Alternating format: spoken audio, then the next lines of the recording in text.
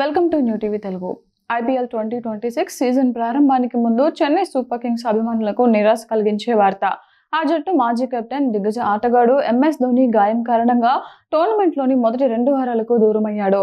పిక్క కండరాల నొప్పితో బాధపడుతున్న ధోనికి విశ్రాంతి అవసరమని, ప్రస్తుతం అతను రిహాబిలిటేషన్లో ఉన్నాడని ఫ్రాంచైజీ అధికారికంగా ప్రకటించింది. ఐపీఎల్ 19వ ఎడిషన్ ఇవాళ ప్రారంభం కానుండగా చెన్నై సూపర్ కింగ్స్ సోమవారం గువాహటిలోని బర్సపరా స్టేడియంలో రాజస్థాన్ రాయల్స్తో తమ తొలి మ్యాచ్ ఆడనుంది.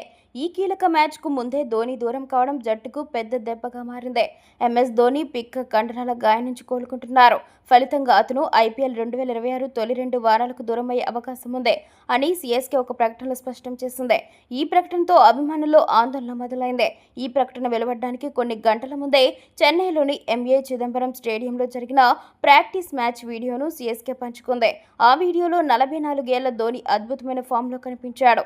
అలవోకగా భారీ షాట్లు ఆడుతూ బంతిని చాలాసార్లు బౌండరీ దాటించాడు. ఆ వీడియో చూసిన అభిమానులు ఈ సీజన్లో ధోని మెరుపులు ఖాయమని భావిస్తున్న తరుణంలో గాయం వార్త వారిని నిరాశపరిచింది. ధోని గైర్హాజరులో వికెట్ కీపింగ్ బాధ్యతలను సంజు శాంసన్ స్వీకరించే అవకాశం ఉంది.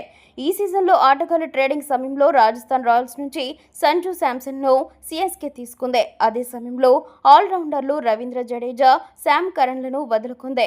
వీరిలో ఇంగ్లాండ్ ఆల్రౌండర్ శామ్ కరణ్ మరో గాయం కారణంగా ఈ ఏడాది ఐపీఎల్కు పూర్తిగా దూరమయ్యాడు. ఇప్పుడు సీఎస్కే తమ తొలి మ్యాచ్ను రాజస్థాన్ రాయల్స్తో ఆడనుండడం ఆసక్తికరంగా మారింది.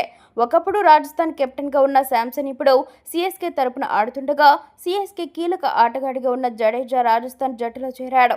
దీంతో వీరిద్దరూ తమ మాజీ జట్లపై తలపనుండడం ఈ మ్యాచ్పై అంచనాలను మరింత పెంచింది. 5 సార్లు ఛాంపియన్గా నిలిచిన సీఎస్కే తమ 6వ టైటిల్ వేటను ధోని లేకుండా ఎలా ప్రారంభిస్తుందో చూడాలి.